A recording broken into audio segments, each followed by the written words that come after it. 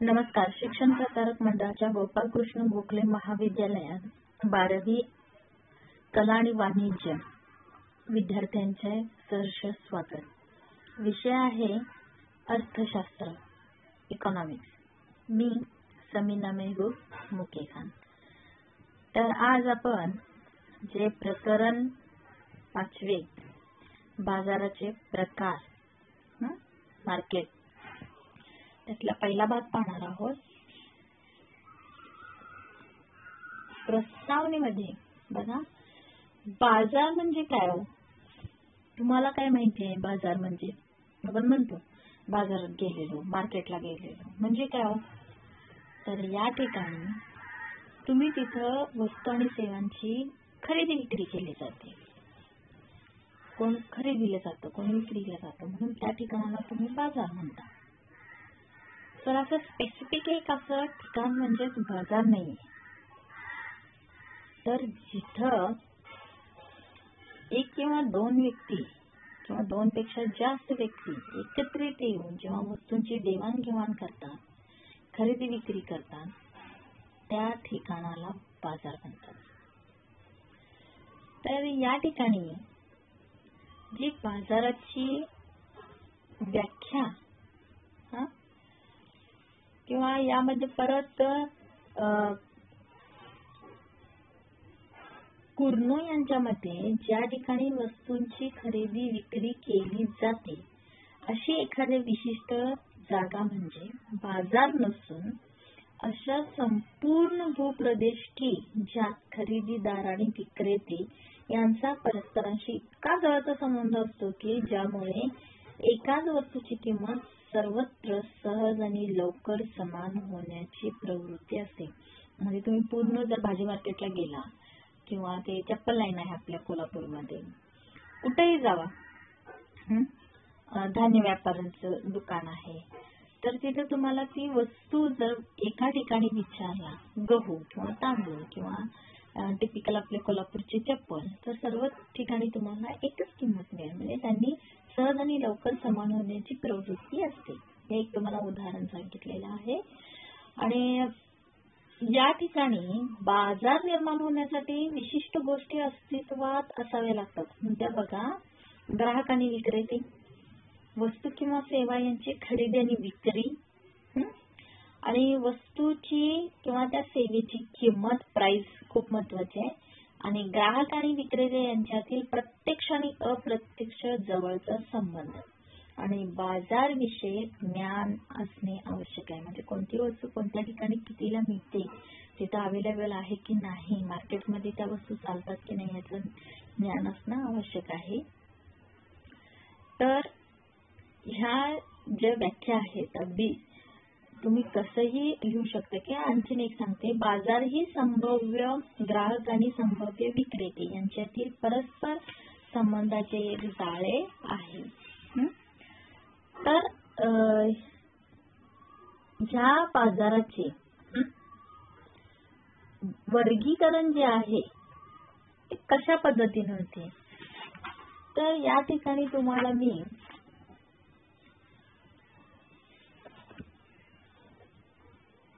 एक चार्ट दाखवणार आहे. बघा, हा चार्ट तुम्हाला पुस्तकामध्ये पण पाहायला मिळतो. तर यामध्ये ह्या बाजाराचे जे वर्गीकरण आहे 3 आहेत: स्थल, काल आणि स्पर्धा. या प्रत्येक पॉइंटवर तुम्हाला परत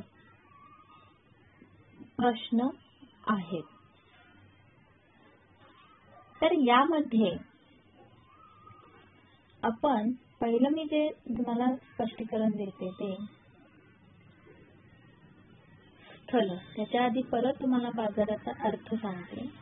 बाजार ही संभाव्य ग्राहक आणि संभाव्य विक्रेते यांच्यातील परस्पर संबंधाचे एक जाळे आहे. म्हणजे ते तुमचं कम्युनिकेशन आणि तुमचं जे तुम्ही ज्या वस्तू घेता, म्हणजे ती वस्तू त्या खरेदीदाराने खरेदी केली पाहिजे आणि त्या खरेदीदाराने खरेदी करण्याची इच्छा असलेली ती वस्तू त्या विक्रेत्याने विकली पाहिजे. म्हणजे त्यांचे परस्पर हे संबंधीचे एक जाळे आहे. स्थलमध्ये परत 3 भाग आहेत, स्थानिक, राष्ट्रीय आणि आंतरराष्ट्रीय. तर बघा, पहिलं स्थानिक. वस्तूचे उत्पादन ज्या ठिकाणी होते त्या ठिकाणाजवळील बाजारपेठेत वस्तूची खरेदी विक्री केली जाते. अशा बाजारपेठेत स्थानिक बाजारपेठे असे म्हणतात. आपल्या इथं जे भाजीपाला पण बघा, इथल्या इथं विकतात ना, बघतो ना आपण मार्केटला, म्हणतो बघा, स्थानिक बाजारपेठ आहे. शब्द ऐकतो की नाही?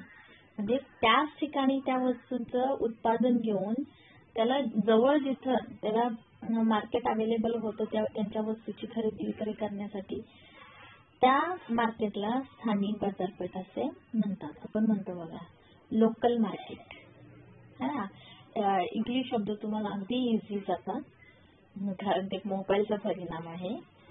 आणि दुसरा आहे राष्ट्रीय बाजार. या राष्ट्रीय बाजारात देशांतर्गत बाजारपेठ असेही म्हणतात.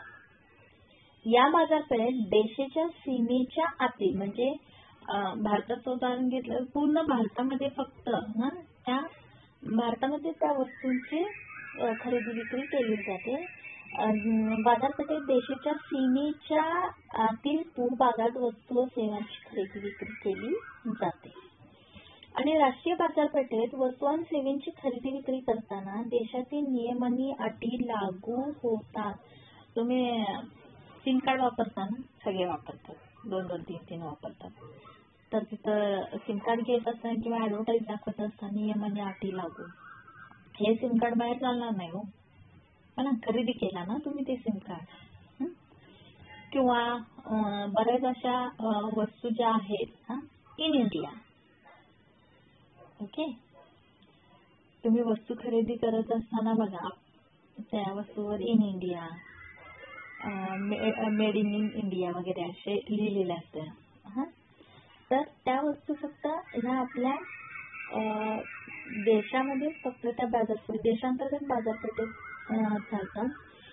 बऱ्याच वस्तू आहेत, तुम्ही ऍडव्हर्टाईज बघत जाणार, तुम्हाला माहित पाहिजे ज्या वस्तू खरेदी करतात त्याच्यावर काय लिहिलेलं आहे ते पाहत जावा.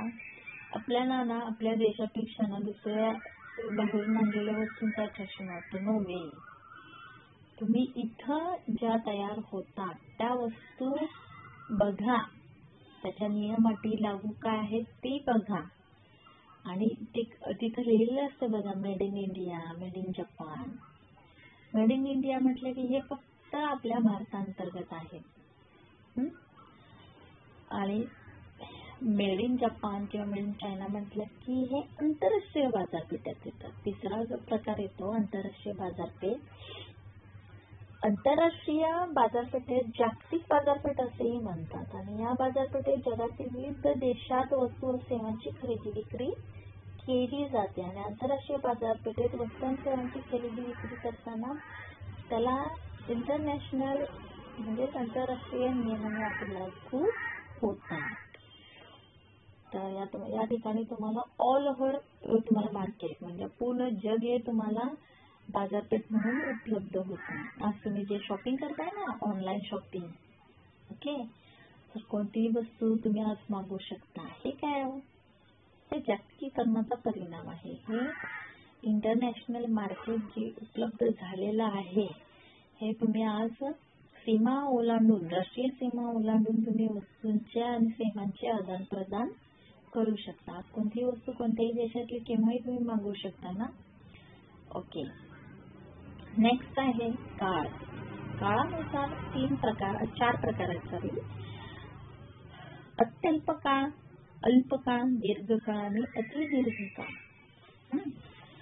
तर यामध्ये अत्यल्प काळ, ज्या काळात उत्पादनाची कोणतीही आदाने बदलून पुरवठा वाढवणे शक्य नसतो, म्हणजे असा काळ म्हणजे की अत्यल्प काळ होय. आणि अत्यल्प काळात वस्तूची किंमत केवळ मागणीद्वारे निर्धारित होते. आणि सर्वसाधारणपणे अत्यल्प काळ हा काही दिवसाचा किंवा 1 आठवड्याचा असतो. तुम्हाला जर जास्त करून इथं या एक ह्याचा कालावधी जो आहे अत्यल्प काळाचा, तो किती काही दिवस किंवा एक आठवड्याचा असतो. या तुम्हाला वस्तूचा पुरवठा हा वाढवता येत नाही. आता समजा इथं वस्तूची मागणी ह्या किमतीवर निर्धारित असते. बऱ्याच वस्तू आपण ह्या काही वस्तू या ज्या नाशवंत वस्तू आहेत ते जर धरलं, दूध, भाजीपाला, फ्रूट, ओके, तर या ठिकाणी ह्या वस्तू आज दुधाची मागणी वाढली किंवा म्हणून तुम्ही लगेच दुधाचं उत्पादन घेऊ शकता का? नाही. तर किंमत, मागणी कशी आहे त्यानुसार किंमत वाढेल. मागणी जास्त झाली की तर किंमत ऑटोमॅटिकली वस्तूची किंमत ही मागणी निर्धारित करते. म्हणजे इथं तुम्हाला ते वस्तूच्या किमतीवर त्या वस्तूची मागणी अवलंबून राहते. काही सणांमध्ये बघा भाज्या, ठराविक भाज्या ह्या लागतात. मग इथं किंमत किती आहे? आता त्या गणपतीमध्ये तुम्हाला जे भाजी लागते, इतर वेळेस बघितलं तर तुम्हाला ती 5 रुपये किंवा 10 रुपये जास्तीत जास्त अवेलेबल होते. तर त्या दिवशी तुम्हाला ती वस्तू, कारण त्याचं उत्पादन लगेच घेता येत नाही, तर त्या ठिकाणी त्या वस्तूची किंमत तुम्हाला जास्त दिसते. मग तुम्ही काय करता? आम्हाला फक्त नैवेद्यापुरतं जरी भाजी झाली तरी बास आहे. तर मग इथं तुम्ही त्यानुसार त्या वस्तूची मागणी करता. पुढे आहे अल्पकाळ. याचा कालावधी जो आहे 1 वर्षापेक्षा कमी असतो आणि या काळात वस्तू व सेवांचा पुरवठा काही प्रमाणात आदानांचे समायोजन करून वस्तूचा पुरवठा वाढवता येणे शक्य आहे. म्हणजे इथं तुम्ही काही प्रमाणात तुम्ही त्याचा पुरवठा वाढवू शकता. इथं कालावधी तुम्हाला 1 वर्षापेक्षा, म्हणजे जर आता तुम्ही बघत आहात की टोमॅटोचे दर, भाज्यांचे दर खूप वाढले. तुम्हाला जे 10 रुपयाला मिळणारी कोथिंबीर आज तुम्हाला 40 रुपये 50 रुपये मिळते. टोमॅटो 50 रुपये 60 रुपये किलो आहे. सगळ्याच भाज्या आज तुम्हाला 30 रुपयाच्या पावज्या आणि 10 रुपये पावनी घेत होतो. तर अशा ठिकाणी तुम्ही वर्षातून जर 3 पिकं घेत असाल आणि इथं तुम्ही भाज्या घेत असाल, तर या ठिकाणी तुम्ही आज एवढा दर आहे तर मी इथं ती वस्तू घेऊन तेवढा फायदा मिळू शकतो. म्हणजे इथे तुम्हाला कालावधी मिळतो आणि त्या वस्तू आणि सेवांचा पुरवठा काही प्रमाणात तुम्ही, म्हणजे अदाने, उदाहरणार्थ श्रम, तर तुम्ही काही प्रमाणात तुम्ही इथं त्याचा पुरवठा वाढवू शकता. आणि याचा कालावधी परत एकदा सांगते 1 वर्षापेक्षा कमी असतो. पुढे आहे दीर्घकाळ. दीर्घकाळाचा कालावधी हा जो आहे तो इथं 1 वर्षापेक्षा अधिक आणि 5 वर्षापेक्षा कमी कालावधी असतो. आणि ज्या काळात उत्पादनाचे काही आदाने आणि उत्पादन खर्च बदलणे शक्य असतो असा काळ म्हणजे दीर्घकाळ होय. म्हणजे या ठिकाणी तुम्ही उत्पादनाचे घटक आणि उत्पादन खर्च बदलणे शक्य असते. जर एखाद्या वस्तूचं तुम्ही जर प्रोडक्शन घेत असाल तर त्यातले घटक बदलून उत्पादन खर्च कमी करून तुम्ही त्या वस्तूंचं उत्पादन घेऊ शकता. आणि इथं कालावधी खूप मोठा असल्यामुळे त्या वस्तूंचं उत्पादन तुम्ही इथं घेऊ शकता. आणि अतिदीर्घ काळ म्हणजे 5 वर्षापेक्षा जास्त कालावधी असतो. आणि इथं तुम्ही स्थिर आणि बदलते, म्हणजे अति दीर्घ काळ असा काळ की ज्यामध्ये उत्पादनाची सर्व आधारे जे स्थिर आणि बदलते आहे ते बदलता येणे शक्य असते. आणि जो तिसरा भाग आहे स्पर्धा, त्यात पूर्ण स्पर्धा आणि अपूर्ण स्पर्धा. परत त्याचे 2 भाग, अपूर्ण स्पर्धेचे 3 भाग आहेत: मक्तेदारी, अल्पाधिकार आणि मक्तेदारी युक्त स्पर्धा. हे आपण पुढच्या पार्टमध्ये पाहणार आहोत. हे तुम्हाला अगदी डिटेल्समध्ये आणि एक्झामच्या दृष्टीने एक्सप्लेनेशन देईन. आज आपण बाजाराच्या प्रकारामध्ये त्याची प्रस्तावना, व्याख्या, बाजाराचे वर्गीकरणाचा टेबल स्पष्ट करून घेतलेला आहे. धन्यवाद.